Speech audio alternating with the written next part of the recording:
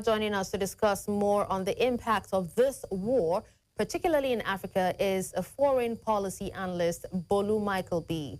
Thank you for joining us, Bolu. Thank you for having me. Now, Bolu, how do you think, or how would Netanyahu and Israel's defense minister's statements about targeting Iran's supreme leader impact regional stability? Well, I think, when leaders speak that way, it increases tension, it escalates issues, makes matters worse. And such statement might put some pressure on Iran to respond in a very strong manner. And also some other countries that may support Iran may be pulled into the war, and that's not very good for the world. That's not very good for the region. So, when it's each country's armies, they're facing each other, the leaders can still talk, can still negotiate, can still try to relieve the tension. But when leaders are having a face-off and the armies as well are confronting each other, it kind of leaves negotiation and diplomacy off the table, which is not good. And that increases the fear and instability across the Middle East. All right, but do you think, does this conflict pose any threat to African countries at all? Yeah, I think it does. I mean, the world is so interconnected right now. It's a matter of a chain being as strong as its weakest link. I mean, for example, the current crisis between Russia and Ukraine, you can see how much it's affected everybody, affects every country in the world, one way or another. Now, Middle East is very close to Africa. I mean, it's just across the sea from Egypt. I mean, by the time you look across the sea, already in Israel or Saudi Arabia, is very close.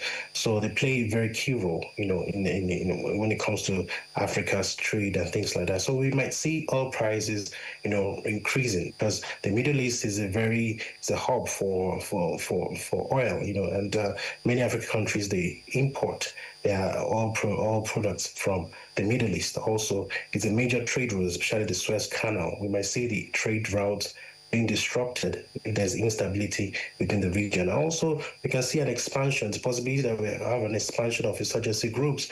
As the case of ISIS, we find, insurgency groups like Boko Haram allegiance to ISIS and the likes. And when people begin to get displaced in the war, Africans are everywhere.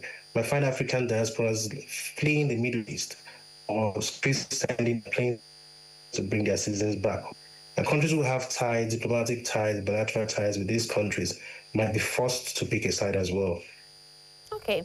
Now, what are the consequences, in the U.S. involvement, or what consequences does the U.S. involvement have on the broader Middle East, especially with groups like Hezbollah?